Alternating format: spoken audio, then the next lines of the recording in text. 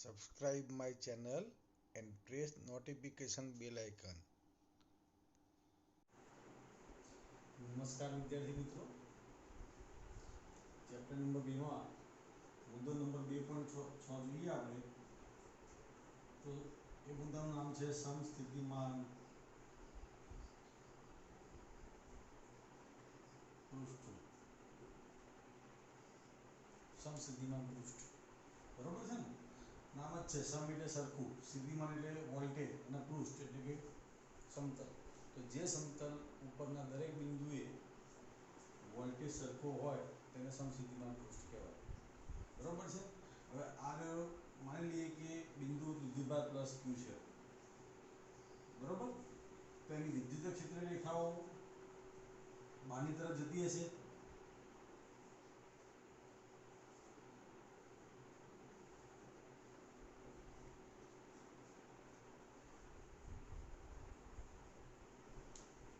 આ બધી વિદ્યુત ક્ષેત્ર રેખાઓ બહારની તરફ જાય છે. હવે આ બિંદુ વિદ્યુતભારના મધ્ય બિંદુથી હું સમાન અંતરે એક ગોળીય પૃષ્ઠ વિચારું. ગોળીય બધી દિશામાં ગોળો. તો આ ગોળીય પૃષ્ઠના દરેક બિંદુએ મધ્ય બિંદુથી અંતર કેવું હશે? સરખું હશે. તો v બરાબર કે q upon r સૂત્ર મુજબ અંતર r સરખું, q અચળ, k અચળ એટલે વોલ્ટેજ કેવો હશે? અચળ હશે. એનો મતલબ કે આ દરેક બિંદુએ વોલ્ટેજ કેવો હશે? અચળ હશે. આથી આને આપણે શું કહીશું? સમસ્થિતિમાન પૃષ્ઠ કહીશું. એની પછી એક નવું પૃષ્ઠ વિચારીએ.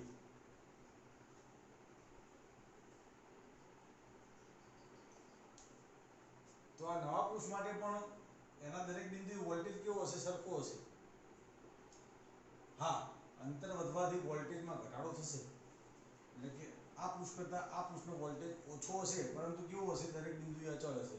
ટૂંકમાં બિંદુ વિદ્યુતભારના સમસ્થિતિમાન પૃષ્ઠો ક્રમશઃ ગોળીય રીતે મોટા થતા જાય અને વોલ્ટેજ ઘટતો જાય. આની અંદરનું પૃષ્ઠ વિચારું હું.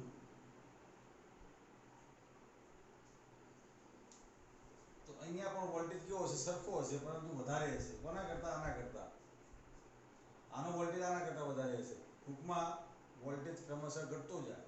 તો આવા પૃષ્ઠોને સમસ્થિતિમાન પૃષ્ઠો કહેવાય. બરોબર છે? આ વાત થઈ બિંદુવત વિદ્યુતભારની. પરંતુ જો વિદ્યુત ક્ષેત્ર રેખા સમાંતર હોય,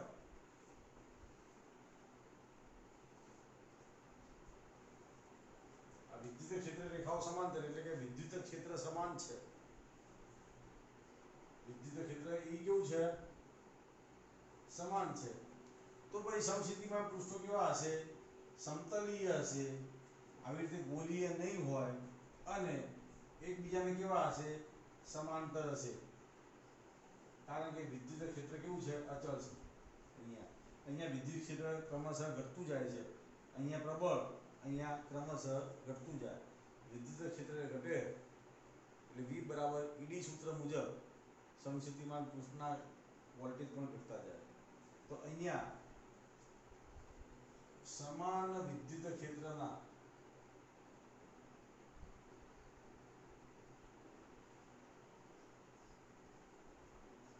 સમસ્થિતિમાન પૃષ્ઠો સમતલીય હોય અને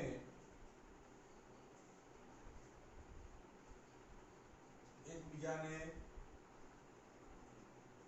સમાંતર હોય. બરોબર છે? ઓકે, આગળ જોઈએ.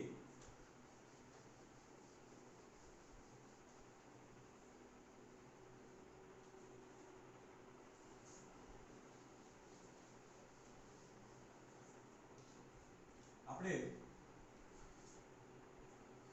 હું એક ધન અને બીજો ઋણ વિદ્યુતભાર લઈ લઉં. તો આ બુકમાં આકૃતિ આપેલી છે, રેખા કરજો. તો ધન અને ઋણ વચ્ચે વિદ્યુત ક્ષેત્ર રેખાઓ કઈ જાય? તો ધનમાંથી ઉત્પન્ન થઈને ઋણમાં જાય. બરોબર છે ને? આ રીતે વિદ્યુત ક્ષેત્ર રેખાઓ જશે.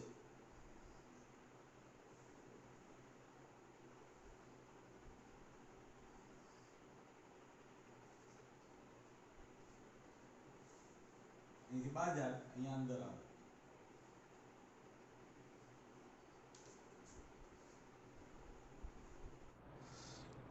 તો જુઓ અહીંયા વિદ્યુત ક્ષેત્ર રેખાઓ કેવી છે, નજીક નજીક છે.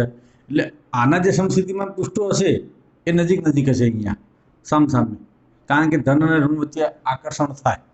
એટલે કે આપણે સમસ્થિતિમાન પૃષ્ઠ દોરવા હોય, બરોબર છે ને, તો આપણે આ કાઢી નાખીએ તો સમસ્થિતિમાન પૃષ્ઠ આપણને નજીક નજીક મળશે.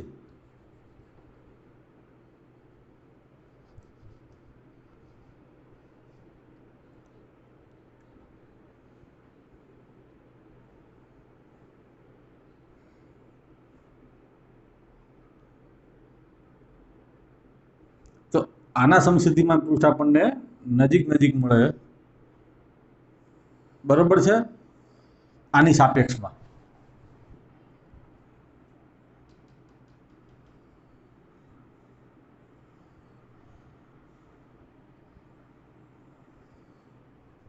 આ બાજુ પણ એ રીતે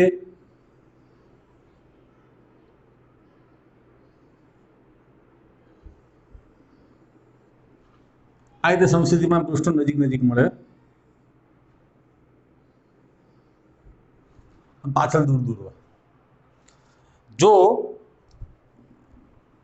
બંને સમાન વિદ્યુતભાર હોય તો શું થશે, તો બંને સમાન વિદ્યુતભારમાં અપાકર્ષી બળ લાગે, તો વચ્ચેના ભાગમાં સમસ્થિતિમાન પૃષ્ઠો કેવા હશે, દૂર દૂર હશે, અને પાછળના ભાગમાં નજીક નજીક હશે, બરોબર છે ને.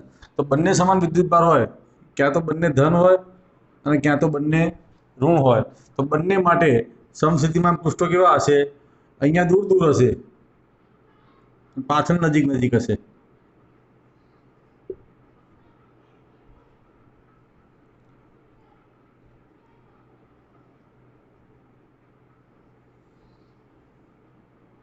અહીંયા દૂર દૂર હશે.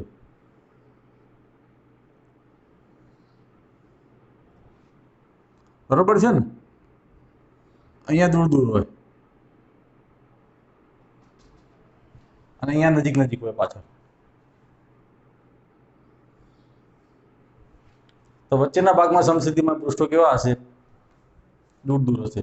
તો સમાન વિદ્યુતભાર અને અસમાન વિદ્યુતભારના સમસ્થિતિમાન પૃષ્ઠો. ઓકે, હવે અગત્યનો મુદ્દો શીખવાનો છે કે મુદ્દો નંબર 2.6.1 નવો મુદ્દો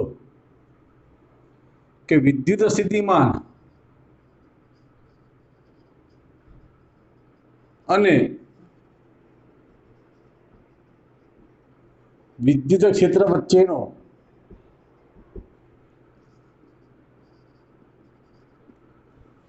સંબંધ. તો જુઓ, સમસ્થિતિમાન પૃષ્ઠ ગોળી હોય આપણે જાણીએ છીએ, બરોબર છે ને. આ સમસ્થિતિમાન પૃષ્ઠ, આ ધન વિદ્યુતભાર, બિંદુ વિદ્યુતભાર છે, એટલે સમસ્થિતિમાન પૃષ્ઠ કેવું હશે, ગોળીય હશે. હવે આપણે ફક્ત આટલો ભાગ વિચારવાનો, કારણ કે આપણે જાણીએ છીએ કે ભાઈ સમસ્થિતિમાન પૃષ્ઠમાં કેવું હશે કે દરેક જગ્યાએ પૃષ્ઠ ઉપર વોલ્ટેજ સરખા હશે. હવે આ વિદ્યુતભારની નજીકનો ભાગ છે એટલે આનો વોલ્ટેજ કેવો હશે, V વત્તા ડેલ્ટા V.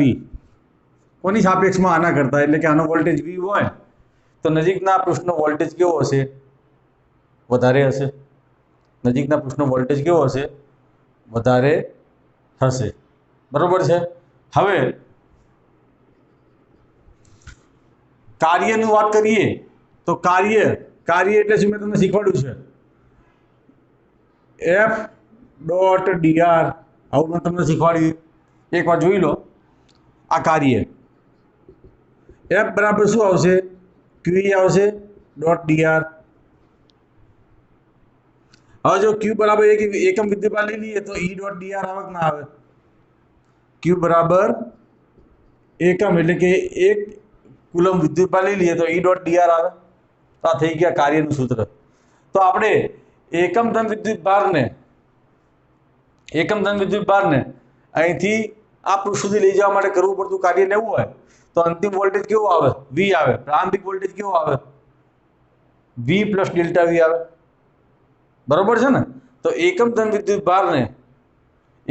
વિદ્યુતભારને આ બિંદુથી આ બિંદુ સુધી લઈ જવા માટે કરવું પડતું કાર્ય. ઓકે, તો એના માટે એ કાર્યને આપણે શું કહીએ? વોલ્ટેજ કહીએ. તો એકમ ધન વિદ્યુત ભારને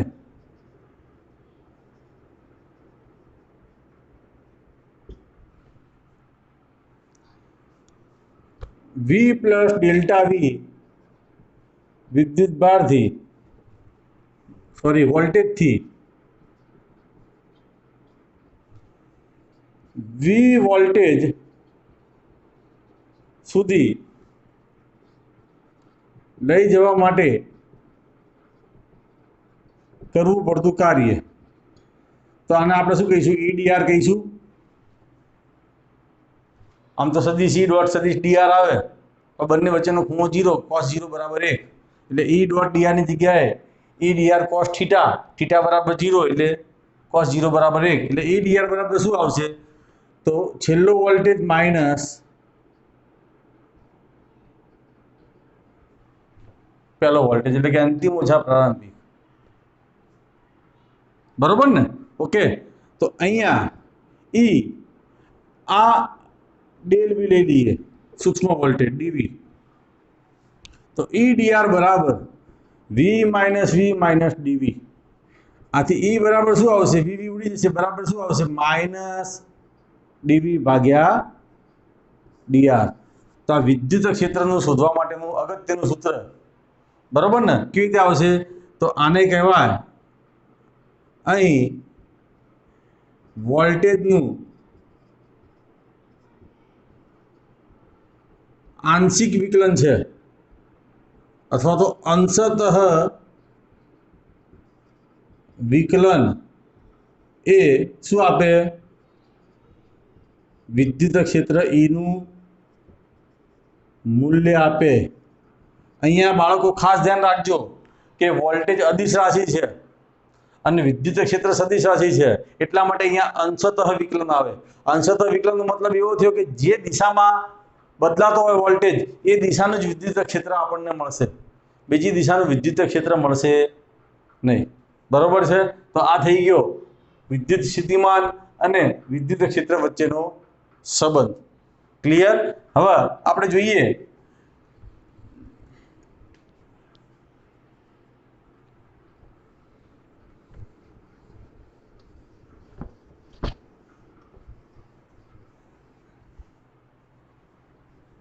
નવો મુદ્દો. બે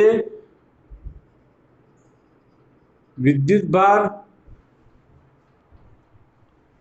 અથવા બે કરતા વધારે વિદ્યુત ભારોના તંત્રની સ્થિતિ ઊર્જા. ચલો, એક વિદ્યુત ભાર છે Q1 અને બીજો વિદ્યુત ભાર છે Q2. બંને વચ્ચેનું અંતર છે R. બંને વચ્ચેનું અંતર છે R. તો સ્થિતિ ઊર્જા સૂત્ર શું? તો સ્થિતિ ઊર્જા સૂત્ર છે U બરાબર QV. U બરાબર QV. જો તમે અહીંયા Q1 લો તો Q1 ને Q2 વિદ્યુત ભારના વોલ્ટેજ માં લઈ જવા પડે, એટલે અહીંયા શું આવશે? U બરાબર Q1 અને V એટલે કોનો વોલ્ટેજ? Q2 નો, એટલે કે Q2 અપોન બંને વચ્ચેનું અંતર શું આવે? R. એટલે કે Q1 ને Q2 વિદ્યુત ભારના વોલ્ટેજ સુધી, એટલે કે R અંતર જેટલું લઈ જવા માટે કરવું પડતું કાર્ય. આથી U બરાબર K Q1 Q2 upon R. જો તમે અહીંયા Q ની જગ્યાએ Q2 લો તો V કોનો લેવાનો? Q1 નો લેવાનો, એટલે કે Q2 K Q1 upon R. કોઈ ફેર પડશે નહીં. એટલે કે બંનેમાંથી ગમે તે એક વિદ્યુત ભારને બીજા વિદ્યુત ભારના વોલ્ટેજમાં લઈ જવા માટે કરવું પડતું કાર્ય, એને કહેવાય તંત્રની સ્થિતિ ઊર્જા. એને કહેવાશે તંત્રની સ્થિતિ ઊર્જા. અહીંયા K ની જગ્યાએ તમારી બુકમાં 1/4πε0 લખી શકાય, એની કોઈ મહત્વ નથી એટલું બધું, ગમે તે લખી શકાય. K લખો અથવા 1/4πε0 લખો. હવે જો ત્રણ વિદ્યુત ભારનું તંત્ર હોય તો શું થાય? Q1 Q2 અને Q3 વિદ્યુત ભાર હોય તો શું થાય? તો તમારે અહીંયા આ કોની સ્થિતિ ઊર્જા છે? તો 1 અને 2 ની છે. બરોબર ને? તો તમારે અહીંયા ત્રણ સ્થિતિ ઊર્જા શોધવી પડે. એક તો Q1 અને Q2 વચ્ચેનું અંતર એને આપણે કહીશું R12, Q1 અને Q3 વચ્ચેનું અંતર એને કહીશું આપણે R13 અને Q2 અને Q3 વચ્ચેનું અંતર એને આપણે કહીશું R23. તો સીધી ઉર્જાઓ આવશે U12 plus U13 plus U23, એટલે કે 1 2 1 3 અને 2 3. 2 1 લેવાની જરૂર નથી કારણ કે 2 1 બરાબર 1 2, 2 1 બરાબર 1 2, બરોબર ને? તો આને કહેવાશે આપણે U. તો U બરાબર આવશે કે Q1 Q2 અપોન R12 વત્તા કે Q1 Q3 અપોન R13 વત્તા કે Q2 Q3 અપોન R23. બરોબર છે ને? હવે જો આમાં એક વિદ્યુતભાર વધી જાય, માની લો કે આપણે એક વિદ્યુતભાર વધારી દઈએ કે આ Q4 વધારી દઈએ, તો અહીંયા શું થાય? આ અંતર શું આવશે? R14 આવશે. આ અંતર શું આવશે? R24 આવશે. અને આ અંતર શું આવશે? R34 આવશે. તો 3 સ્થિતિ ઊર્જા વધે. કઈ વધે? ચલો 1 2 છે, 1 3 કઈ વધશે? 1 4 આવશે વધારાની.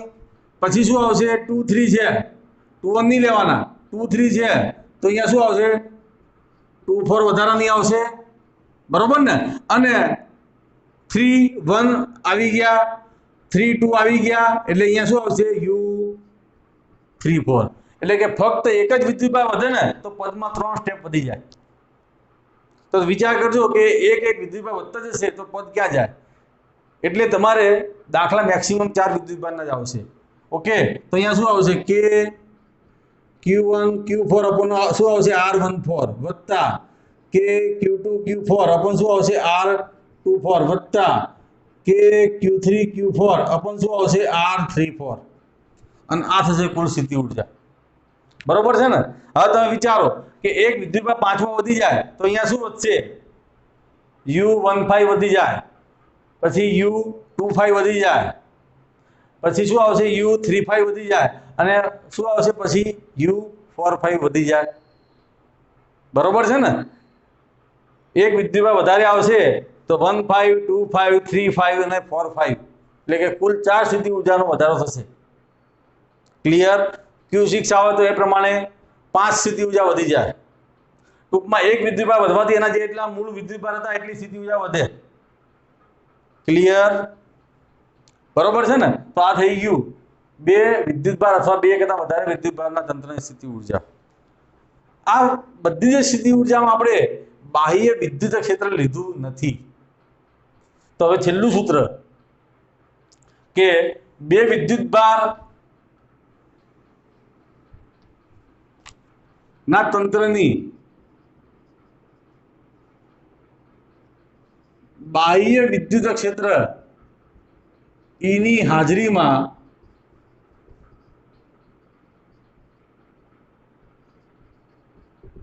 સ્થિતિ ઊર્જા. બરોબર છે ને? બે વિદ્યુતભારના તંત્રની બાહ્ય વિદ્યુત ક્ષેત્ર E ની હાજરીમાં સ્થિતિ ઊર્જા. તો જોઈએ અહીંયા બાહ્ય વિદ્યુત ક્ષેત્ર છે, બરોબર છે ને? તો અહીંયા કુલ સ્થિતિ ઊર્જા એટલે શું? તો કુલ સ્થિતિ ઊર્જા એટલે કે અહીંયા બાહ્ય વિદ્યુત ક્ષેત્રમાં Q1 વિદ્યુતભારને લાવવાનો, પછી Q2 વિદ્યુતભારને લાવવાનો, અને પછી બંને વિદ્યુતભારની સ્થિતિ ઊર્જા થઈ જાય. એટલે અહીંયા શું આવશે? U બરાબર Q1 V1 વત્તા Q2 V2 વત્તા આ બંને વિદ્યુતભારને આપણે બાહ્ય વિદ્યુત ક્ષેત્રની હાજરીમાં લાયા એટલે એમની સ્થિતિ ઊર્જા વધી, વત્તા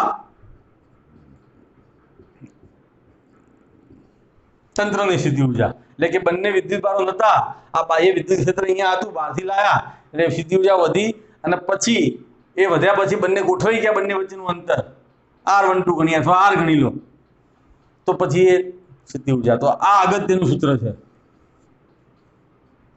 આર્યું અગત્યનું સૂત્ર છે. બરોબર ને? બે વિદ્યુતભારના તંત્રની બાહ્ય વિદ્યુત ક્ષેત્ર E ની હાજરીમાં સ્થિતિ ऊर्जा। क्लियर? ओके। હવે નવો મુદ્દો નંબર 2.8 સમાન વિદ્યુત ક્ષેત્રમાં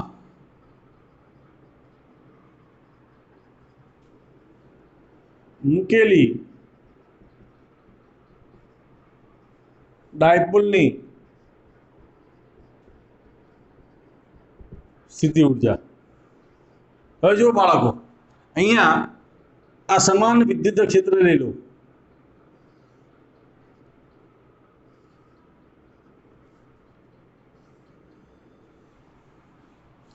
તો આ થઈ ગયો એનો ધન, આ થઈ ગયો ઋણ। હવે આ સમાન વિદ્યુત ક્ષેત્રમાં ડાયપોલ મૂકી હોત મેં, તો આ ડાયપોલ મેં અહીંયા મૂકી છે,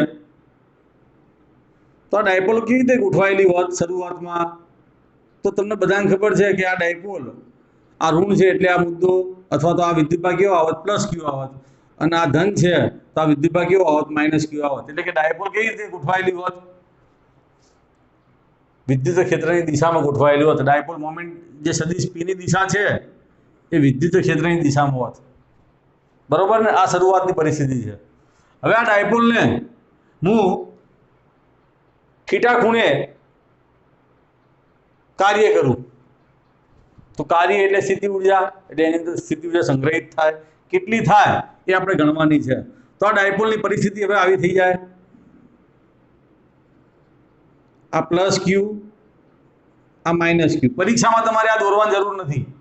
આ મેં પ્રારંભિક સ્થિતિ બતાવી છે, આ અંતિમ સ્થિતિ બતાવી છે, એટલે કે આ ખૂણો કેટલો આવશે? થીટા આવશે। ચલો ડાયપોલ પર લાગતું ટોર્કનું સૂત્ર આપણે જાણીએ છીએ કે ટોર્ક બરાબર સૂત્ર શું આવે? સદિશ p ક્રોસ સદિશ e આવે। આથી ટોર્ક બરાબર કેટલા આવે? pe sin થીટા આવે ટોર્કનું મૂલ્ય। ટોર્કનું મૂલ્ય આવશે p sin થીટા, સમીકરણ નંબર 1। હવે તમે કાર્યનું સૂત્ર ભણ્યા છો, કાર્ય બરાબર શું આવશે? f dx આવે। અને આ સૂત્ર શું કયું આવે? સ્થિતિ ઊર્જાનું સૂત્ર આવે। કાર્ય એટલે સ્થિતિ ઊર્જા, એટલે u બરાબર સૂત્ર શું આવે? f dx। હવે f ની જગ્યાએ શું લો? તમે ટોર્ક લો, બળની જગ્યાએ ટોર્ક લો, તો x ની જગ્યાએ શું લેવા પડે? થીટા લેવા પડે। x ની જગ્યાએ થીટા લેવા પડે। આથી u બરાબર ટો બરાબર શું આવશે? p sin થીટા અને d થીટા। ધેરફોર u બરાબર p અને e અચળ, sin થીટા અને d થીટા। આથી u બરાબર pe અને sin નું સંકલન થાય માઇનસ cos, sin નું સંકલન થાય માઇનસ cos થીટા। એટલે u બરાબર સૂત્ર શું આવશે? Minus p cos theta. એટલે u બરાબર સૂત્ર આવશે માઇનસ p ડોટ e। આ બંને સૂત્રો દાખલા માટેના છે। ડાયપોલની સ્થિતિ ઊર્જાનું સૂત્ર minus p dot e। Clear? તો આ થઈ ગઈ સ્થિતિ ઊર્જાની વાત। Okay, thank you.